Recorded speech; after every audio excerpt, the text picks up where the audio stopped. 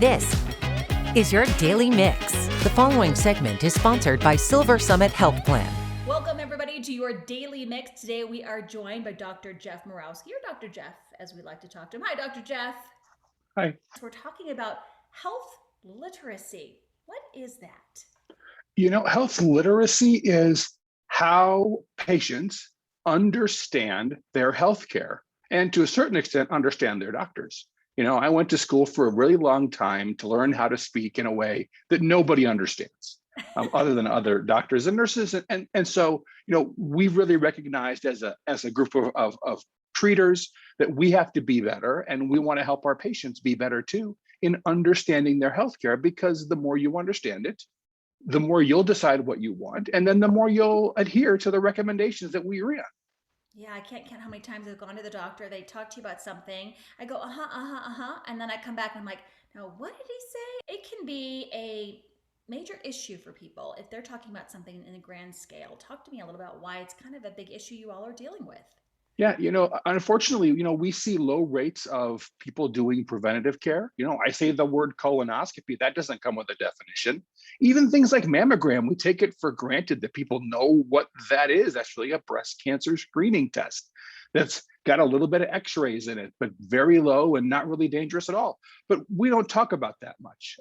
Many times in the doctor's office, when we talk about chronic conditions, we have fancy medical words for high blood pressure, which is hypertension. But I don't explain that all the time. And so we want to make sure that all patients understand, number one, it's okay to interrupt us and say, hey, I don't understand what that word means. Can you tell me what that is? There's nothing, wrong about that. I know most people just kind of nod their heads and they leave as confused as when they came in. And that's not going to help you or me or anybody else as we're trying to help people get better. So we want you to feel comfortable saying, hey, doc, I don't understand what you just explained. Can you do it again?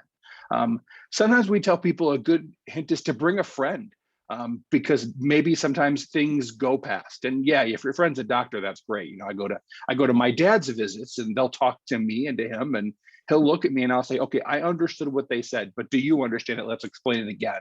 I think it's also too one of those things, we have here as a list.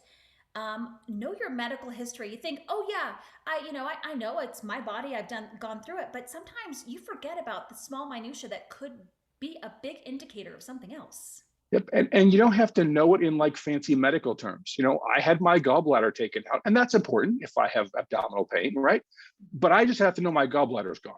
I don't need to know that I had a cholecystectomy, which is the medical term for what that is. Doesn't matter. Just know what has happened to you, what's been done.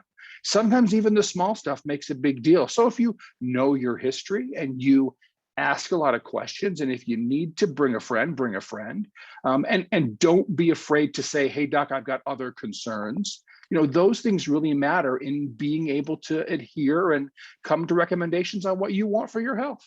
Yeah, when my sister was diagnosed with cancer, I went with her to the doctor's appointment. He allowed us, luckily, to record it because I was realizing I was so nervous listening to the information that at least I had something that we could go back on, and it worked out really well. And another point here, you say, gosh, vaccinations, for our kids, we always know our vaccinations, but for ourselves, I don't actually know what vaccinations I've had. Yeah, we run that all the time. When was your last tetanus shot? Is my favorite question. Yes. I don't know. Well, we got to know, and with the cell phones that we all have now, it's easy to put little notes in there for yourself about what's going on. So you remember to get my flu shot last year. Am I going to get my flu shot this year? I have a calendar invite that reminds me to get one every year. Little things like that, talking to your doctor about them really make a big difference, and talking about them in a way that you understand. And sometimes that means the language you're comfortable with, right? If it's Spanish or Tagalog or Greek or Italian, it doesn't matter. We'll find a translator. We'll make that work so you understand your healthcare. How can people find you?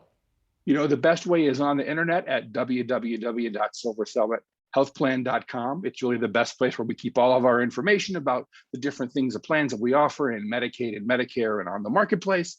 It also has lots of health information and links to places you can go to get more information, even on things like health literacy and what we're doing with our providers to help them be more literate. Dr. Jeff Morawski, thank you so much for being with us.